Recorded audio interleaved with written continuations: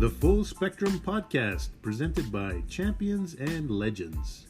Champions and Legends produces hemp-derived CBD sports supplements for athletic preparation, performance, and recovery. This is the Full Spectrum Podcast with Big Data and Maverick, available wherever you get your podcasts. Big Data, what's happening, buddy? It's that time of week again. How are you? Doing well, excited. Another great week of sports and things happening in the world to talk about. Yeah, man. You know what? Sometimes I say to myself, COVID's wrecked the whole schedule of sports that you're like, well, baseball's only a couple of maybe games away from ending now. Hockey's already over. Basketball's over. We're almost at the middle of football. Man, it's pretty crazy right now. Come January, February, I know it's usually the lull time, but I'm getting a little nervous. I'm feeling that anxiety again that COVID's going to take away our sports again just because the seasons are all over. I don't know what to do. I'm nervous. Basketball said they might come back around December 25th, I've heard, around Christmas time. Hockey maybe around that time as well. Let's hope. God willing. Right, Big Data? Cross the fingers. Listen, let's start with a little entertainment news and worldwide sports. Listen, last week we might have gave this guy Jeffrey Toobin a little bit of a hard time, and to be honest, he kind of deserved it. He got a little crazy. Meetings, they drive everyone crazy, and this guy, he took it to another level to take himself down a couple of notches. Those Zoom meetings, they can go an extra couple of minutes. I get it. But here's my big thing. Every day, almost every week, even pre-COVID, and now especially because we're on our phones more and more, are you on my team where I'm thinking politicians, actors, and now sports people, we got to take their phones and their social media away because all they do is seem to give themselves and cause problems for themselves. And I feel like you can get rid of all these issues, Big Data, if we take their technology away. Thoughts? Well, first of all, Toobin, especially with males, started a worldwide panic. Right. Not seen since, the days of bell bottoms, I think. We're talking, Very true. I have never heard a news story elicit so much response from generally males that me and you both know who just were really frightened about it. And pretty much to a T, everyone thought that, yeah, possibly it could have happened to me. Well, exactly. And here's another example. It happened just a couple of days ago, and it's all rearing its ugly head once again. It's Rudy Mayor Giuliani, the mayor of the world. This guy, obviously notorious for being a great leader during the whole September 11th tragedy that occurred during that time. And now he's a pretty big figure in the Republican Party, and this guy, he's getting interviewed, and Borat 2. So if for those, again, living under a rock and you guys don't turn on your phones outside of, maybe text messaging your best friend or something like that, here's a quick little synopsis. Rudy Giuliani was asked to do an interview. It turned out that it was from the movie Borat 2. They kind of pre-planned a meeting to try to ask him some silly questions and do these things. And Rudy took the bait. He did the interview. But it gets a little weird later. And here's my only thing. Last week we said that Jeffrey Toobin's going to have to sit down and explain to his wife how he got suspended and maybe even, who knows now, maybe fired from his job, all because of the silly situation he put himself in. Well, Rudy did the same thing. Rudy did the interview, and then he ends up being in a bedroom with somebody that isn't his wife and or his girlfriend. And I just say to myself, Big Data, why are these guys constantly putting themselves in these situations, my friend? Why? It makes no sense. They're probably a little too entitled, a little too powerful. But I have a solution. Yeah, what do you got? Borat's subsequent film is out. In the Borat movies, he's from Kazakhstan. He gets sent to America. Why don't we send Giuliani to Kazakhstan? I hear it's nice there. It's nice. You know what? That's a great point. That's a great idea. Anybody that does anything dumb anymore, you guys have to go to Kazakhstan to deal with their media people and figure this out from there without your phones. That's maybe the punishment of all these silly things they're doing. I don't know if it's a real punishment. I bet you Kazakhstan's actually kind of nice. I bet you it's nicer than they think. I don't know. Maybe we're doing them a favor by sending them. I don't know. All I'm thinking is why and how do these guys constantly get themselves in a situation? Here's my little spiel for all you guys that are high figured, powerful people, sports, actors, whatever. Stop thinking people are trying to be your friend. That everyone's trying to throw you under the bus. That's it. That's all I say. I mean, it's pretty clear. Stop being those guys. Stop giving them the bait, if you will. You know what I mean? Stop giving them the stuff. From there, let's get to the big news of the week. Listen, Halloween. Halloween's coming up this weekend. Are you a Halloween guy? Do you love Halloween? Do you dress up? I could see you dressing up. Occasionally I'll do a little dress up. I remember a few years ago, it was a little Star Trek. Oh, really? Star Trek? No way. What? Who were you in Star Trek? I see you as Chewbacca.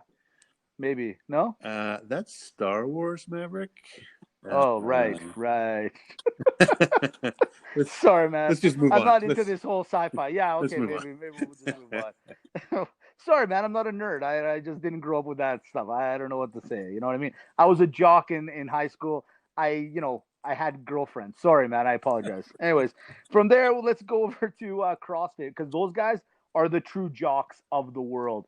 This weekend was the CrossFit Championships, and once again, Matt Frazier and Tia-Clair Toomey absolutely destroyed the field. Matthew Frazier, this is his fifth straight CrossFit Championships, and Tia-Clair Toomey has won four championships. Unbelievable performance. I checked out their stats, and what happens is you get points for every time you come first or second, depending on where you end up in that competition. Matt Frazier was first place in every single one of the competitions. This guy is something else, and he trains with Tia Toomey during the off season. So together they've built this unbelievable force together. It's really stunning how dominant they were this year. They had won in the past, but they've just year after year gotten more and more dominant, and never as dominant as this year. Right. You know what? But a big awesome pat on the back for Pat Vellner and Sarah Sigmundsdottir. They did a fantastic job this year. They're going to come back next year and dominate even more because you and I know them, and we know that's what they're all about. They're not quitters. They're machines. That's what they do. Yes, Sarah Sigmundsdottir, unfortunately, recently she had a pretty bad injury. Mm-hmm. She was working out. She split her shin open. Had some stitches, and then unfortunately she had like an infection later. So her training regimen was off this year. So I think we can rest assured that Sarah will be back better than ever next year. Well, it's crazy. Sarah on one leg is better than me and you with two legs, so it doesn't really matter. Absolutely, Sarah will be back with 6 legs, exactly, whatever the case may be. From there, let's jump over to the F1 world. We told you this sports podcast has got a little bit of everything. We're going to go back to our favorite racer. It's Lewis Hamilton. He did what we told you he was going to do. He just did it a lot faster than we expected. He won his 92nd race. He won it at the Portuguese Grand Prix this last weekend. He has now overtaken Michael Schumacher as maybe, and let's call it what it is, he probably truly is now the GOAT of F1. Did you watch any of it? Did you see any of it, Big Data? I sure did. Another dominant performance. And I have a little comparison for you, Maverick. Sure. What do you got? Lewis Hamilton is a lot like someone we talk about on this podcast quite often. Who's that? LeBron James. Oh, God. Here we go. All right. What? So Lewis was a teen prodigy, just like LeBron was. Oh, okay. He's been chasing Michael Schumacher for that greatest ever title, just like LeBron has always been chasing Jordan. Sure. And right now, they're both at the peak of their powers, at the top of their sports. So he's basically the British LeBron.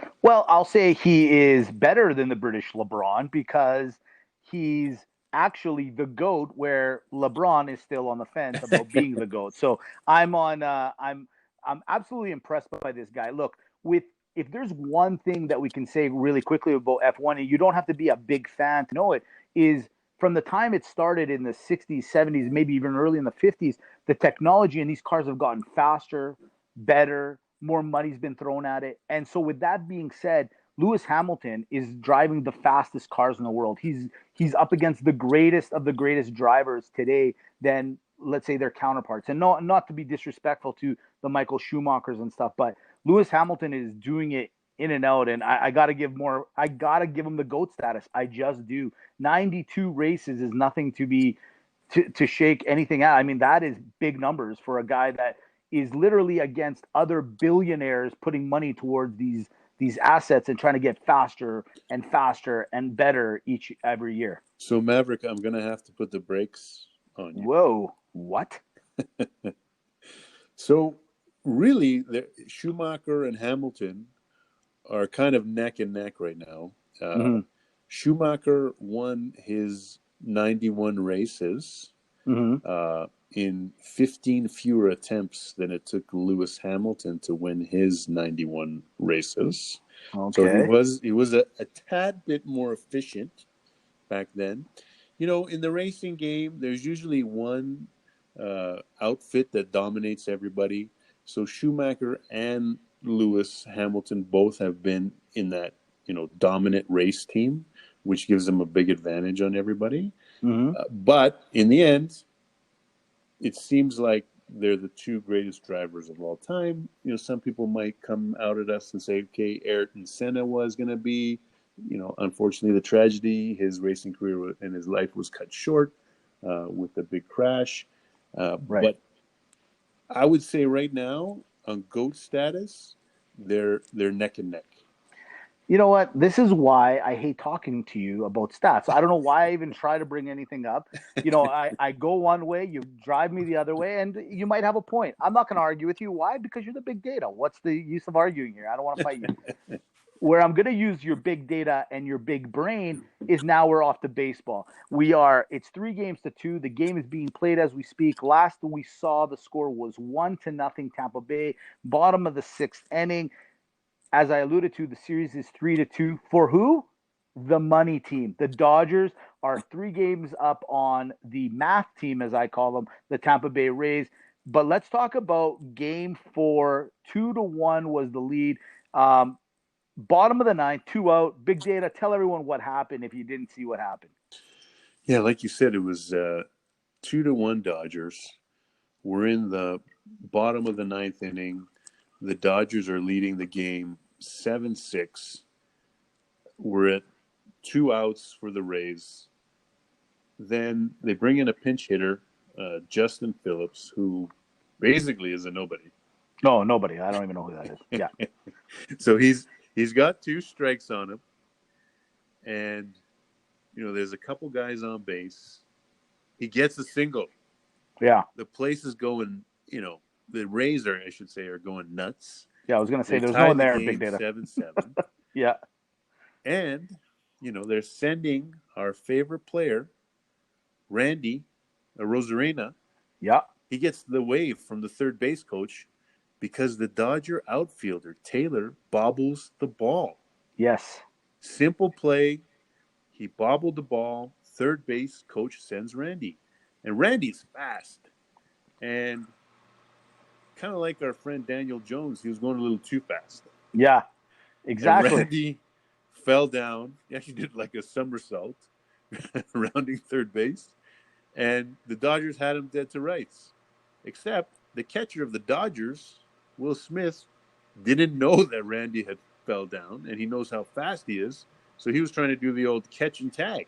Yeah. And he dropped the ball.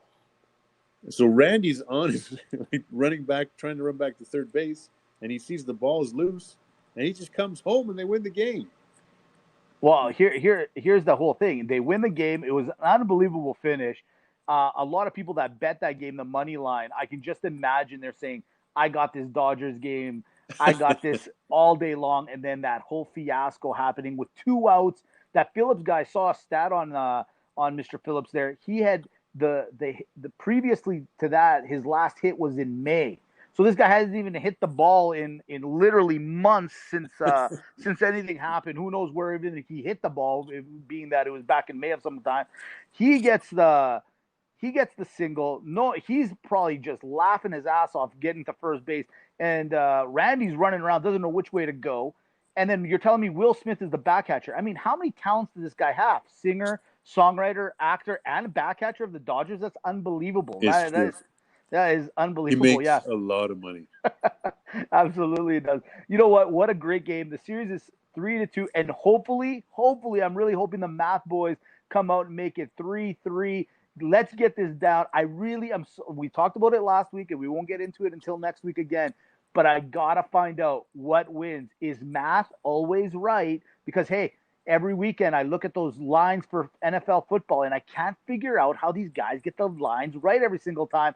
Will it now be taken to the baseball field, and will teams revolutionize? Will they change? Will owners going, why am I paying $32 million when I can have a guy for $532,000?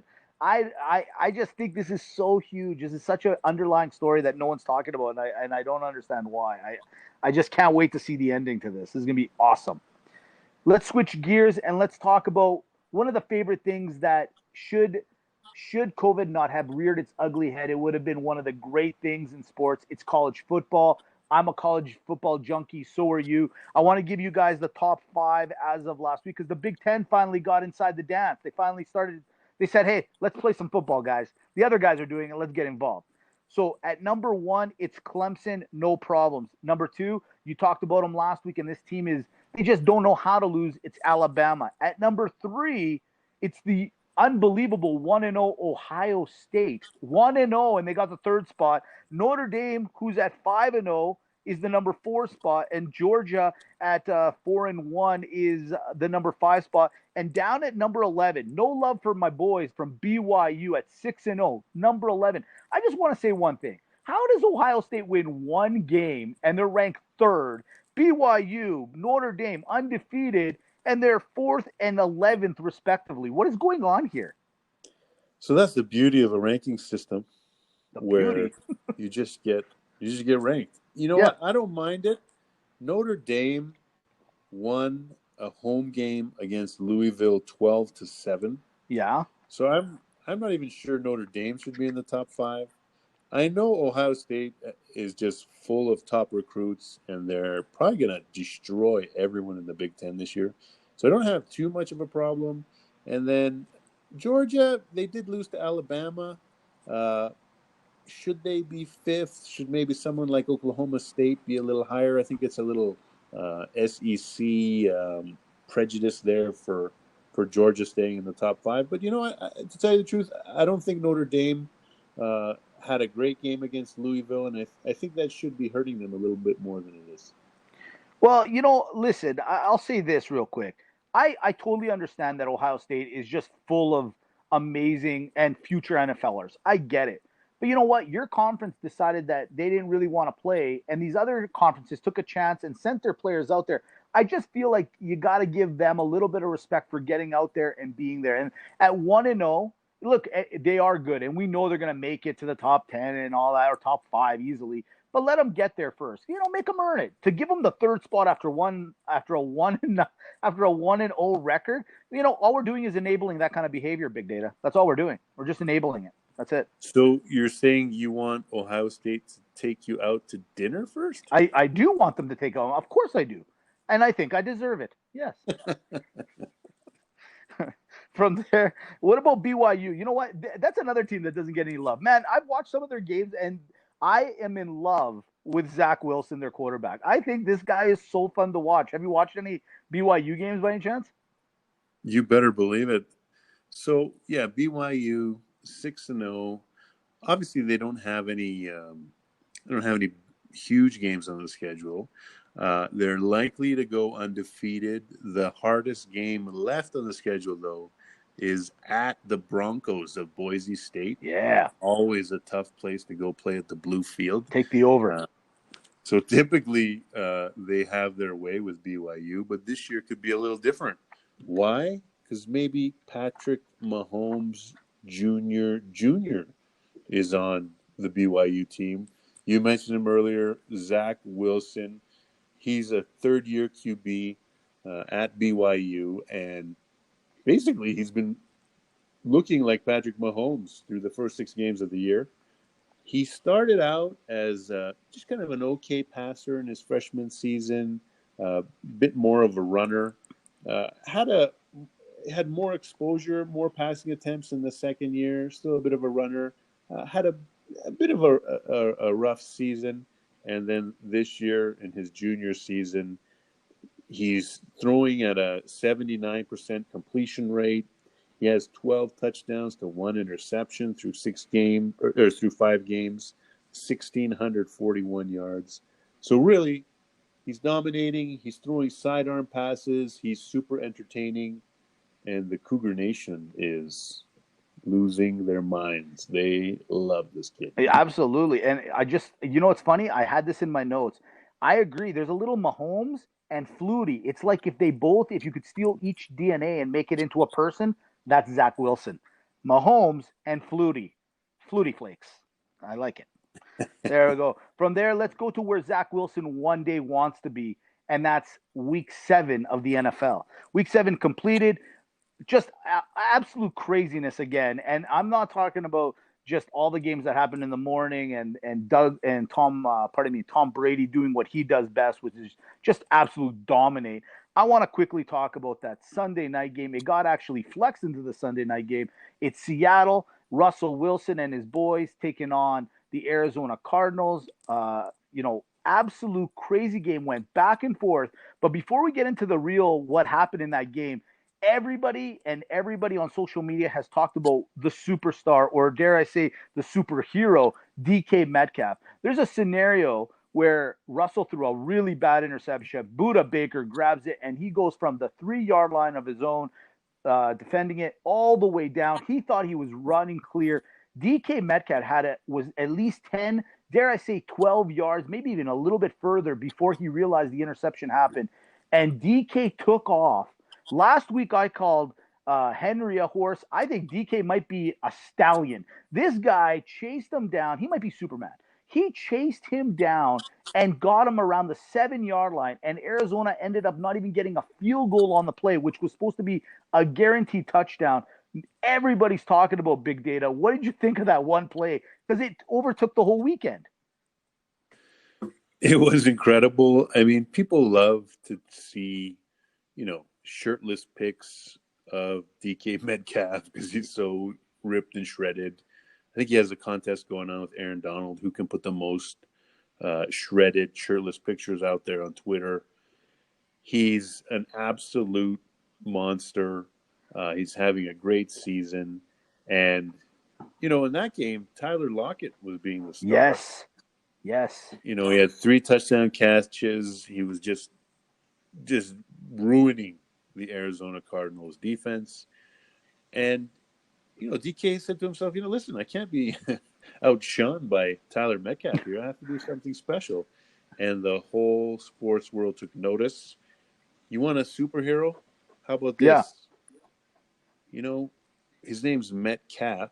A calf is like, it's a baby cow. It's veal. Right. Veal is nice, but doesn't really represent him. No, not at all. Let's call him MetBull from now on. MetBull. I like it. Now you're onto something. I love that. MetBull. Listen, with that being said, the NFL's had a lot of problems over the last little while with their Pro Bowl. Okay, they just can't sell it to the fans. The NBA's got the slam dunk competition, the 3-pointer, and even that's falling apart. Here's the solution. You're getting it from the full spectrum team. Here it is. You have DK Metcalf versus Tyree versus Henry versus the dark horse Daniel Jones you have to wear your equipment, you can hold the ball, and you do a full sprint for 100 yards. I think Daniel Jones might actually have a chance in this. Well, I think he's going to win the first 80 yards. Yeah, exactly. He might mess it up at the end there. Exactly. And then I got another one. You got Mahomes and Josh Allen doing the longest arm, or who's got the biggest arm, who can throw it the farthest, right? They're already talking about doing it for charity. Just do it for the Pro Bowl each year. Like who's got the hardest slap shot in hockey or something like that. Same situation, right? And then finally get Absolutely. like Donald versus I don't know. I'm thinking of another guy. Khalil Mack. Get Arnold against Donald again, hitting a bag, and it's got, like those punching bags where it shows you how hard you hit. Let those guys tackle the bag and have some. There it is. I just answered the Pro Bowl for you guys. You don't need the game. You just have to get these guys exposing their absolute genetic crazy freakness to the world. And there, I sold you the game again. There it is. Done. Finished. And all you have to do is add gambling to And it. exactly. That's all you got to do. What did you think of that Arizona and Seattle game? Did you like the way that ended? Did you like the sloppiness? What did you think of that game? I mean, it was a wild game. I feel for the Seahawks fans that, there was a holding play on that DK Metcalf touchdown in overtime there. Do they always call that? Maybe not. I agree. But it was a penalty in the end. So for excitement wise, that would have been an amazing ending as opposed to a field goal to win the game. But it was still super entertaining. You got to give Arizona credit, and I think you never want to count out Kyler Murray is what we're learning. Yeah. It's true. You know what? He is easily becoming, he's already a superstar. He's already great. He's already their best player. But it's games like that. You're like, you know what? This is why they had to go off Josh Rosen right away. The year before they go and get this guy, they're thinking he's going to be the future. They see him slim pickings, and they're like, "Oh, we got it." Like, sorry, Josh, we have to take him. We have no choice here. This guy's unbelievable. And the fact that he's tied for second or tied for first for rushing touchdowns. So he's got that component of being able to scramble and run as well. This Arizona team, I'm not really scared of them. Neither defense should be very proud of themselves, to be quite honest. But offensively, man, really, really fun to watch.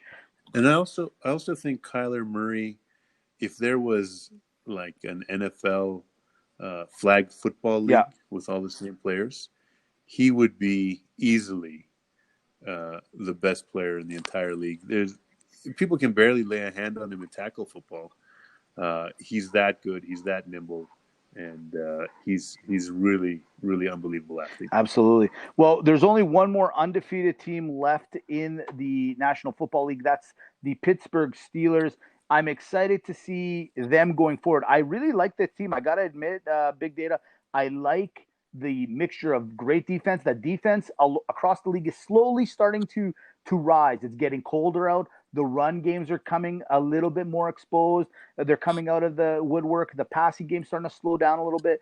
Defense is coming out. And that Pittsburgh team, I mean, they got a great ensemble of wide receivers. They got a little bit of that run game. They got that great defense. Pittsburgh might actually be a lot better than a lot of people anticipated at the beginning of the year. I think Pittsburgh had a great start to the game. A little concerned with their end to the game. Tennessee seems to be the comeback kings. They're literally almost every week coming back, and they pulled it out every other week except this week. So I would give a little bit of rope to Tennessee to say they're probably just as good as Pittsburgh, and I think Pittsburgh they need to clean a few things up, even though they're undefeated. I think they're on the edge of a loss. Couldn't agree more. I wanted to talk a little bit about Tom Brady and what the Buccaneers did last week, but I'm going to hold off till next week. Why? Because this week's week 8 coming up, and which means we're at the halfway point. And at that time, I really want to dive into a little more Tom Brady and Bill Belichick and the situation over in New England now that we're halfway through the season. So we'll talk about that next week. Big Data, lay it out for everyone. It's time for Pump and Dump. And we just talked about him for a little while. The top QB now in fantasy football is Kyler Murray. Oh, yeah. That makes sense. Russell Wilson second, Patrick Mahomes third, Josh Allen still hanging in at fourth there, and the bottom QB this week. He's averaging 18 points per game in fantasy, but man, did he have a bad week this week. -1 points. New England's own Cam. It's not good, man. Not good at all. Running backs, Kamara still tops. Derrick Henry's second. We have a new entrant. Ooh, who do we got? Someone who was not drafted high. He's probably swinging a lot of fantasy seasons right now. Jacksonville's James Robinson. Yes. 26 juicy fantasy points on the weekend. You know what? Underrated. I like him. Bottom QB bottom running back this week, I'm going to have to say he's been hurt a little bit, but he's kind of underwhelmed this year. Leonard Fournette. You know what? Wait until they make it to the Super Bowl. He'll be fine. Go on. Gotcha. Wide receivers, as we mentioned earlier, top wide receiver now out of the blue, Tyler Lockett has taken over the number one spot. Buddy, that guy, he had 13 catches for 200 yards and three touchdowns. 13 catches, 200 yards, 3 touchdowns, and all we can talk about is DK Metcalf. That's all I'm going to say. Fantasy gold.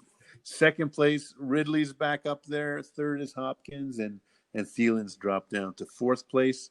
Wide receiver was really struggling this year. I know he's been a little bit injured, but 7 points in the last 3 games for DJ Chark in Jacksonville.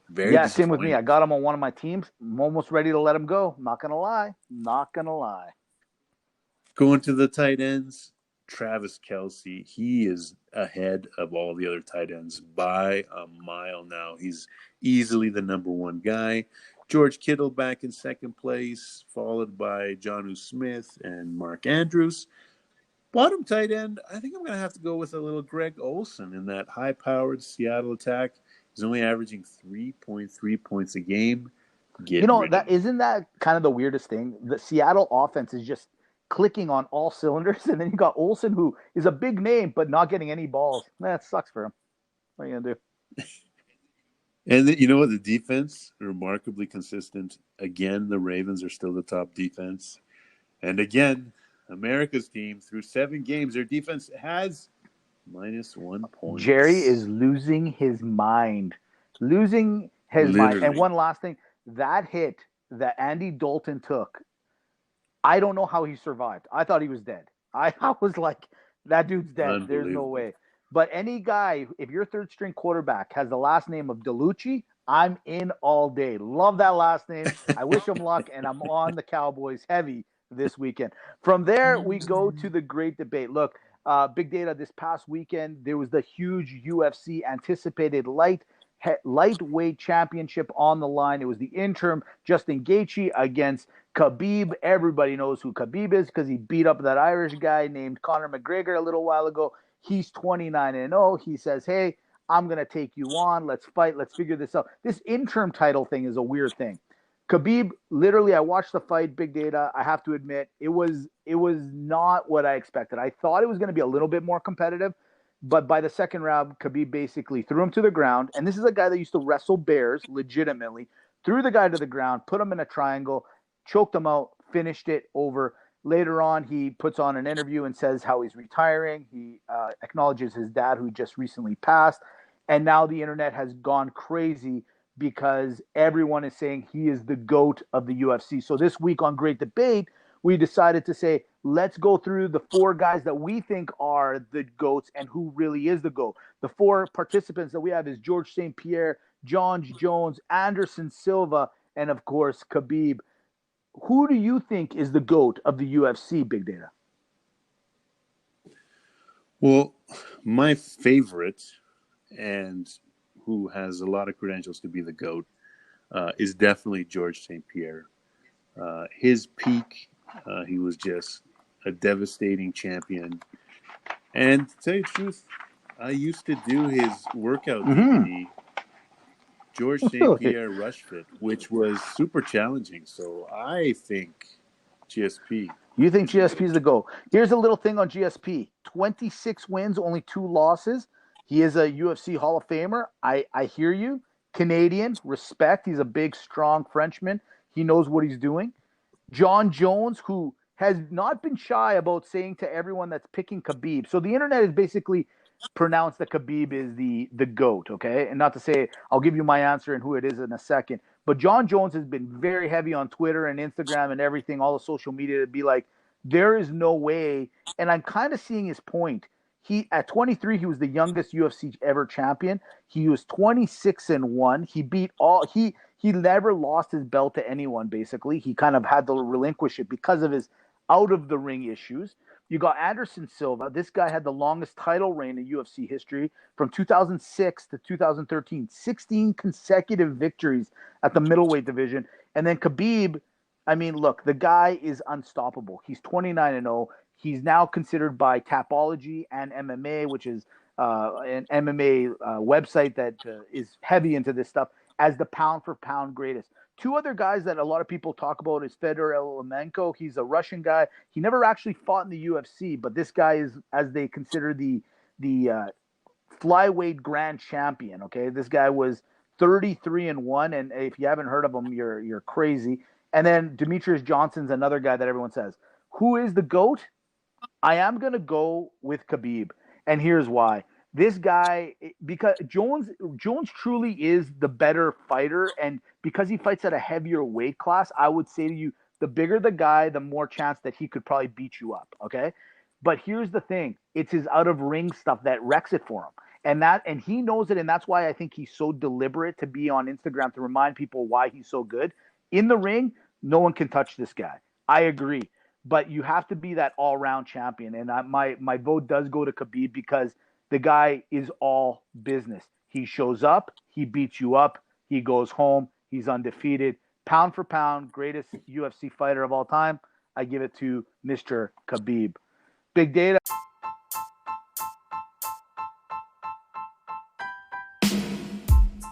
Yeah. Well, there it is. There you go. Khabib wins the great debate there. I agree with you, Maverick.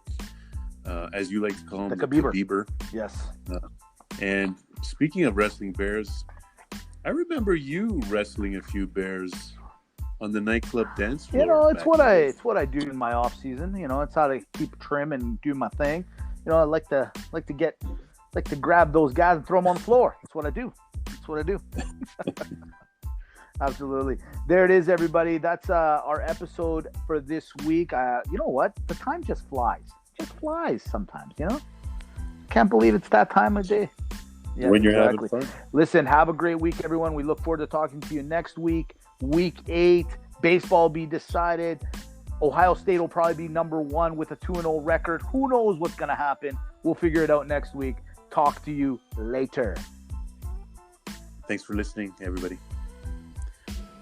Champions and Legends produces hemp-derived CBD sports supplements for athletic preparation, performance, and recovery.